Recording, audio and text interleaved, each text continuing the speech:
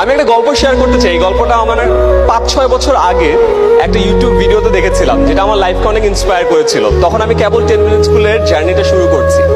আপনারা তো সবাই উদ্যোক্তা হতে চান, রাইট? উদ্যোক্তা হতে চান তো? ইয়েস। তো এই গল্পে বলে একটা স্পেশাল গাছের কথা বলে। এই গাছটার নাম হলো চাইনিজ ব্যাম্বু ট্রি। চায়নাতে এক ধরনের বাঁশের গাছ হয়। সেই বাঁশ গাছে যখন আপনি বীজ বপন করবেন, 1 দিন 2 দিন পানি দিবেন, গাছটা বড় হয় না।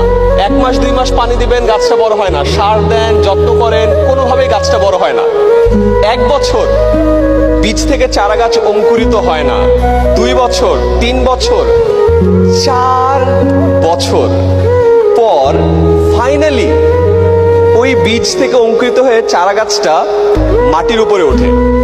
এবং এরপরে মাত্র 4 সপ্তাহে চারা গাছটা 90 ফুট লম্বা বাঁশের গাছ হয়। কয়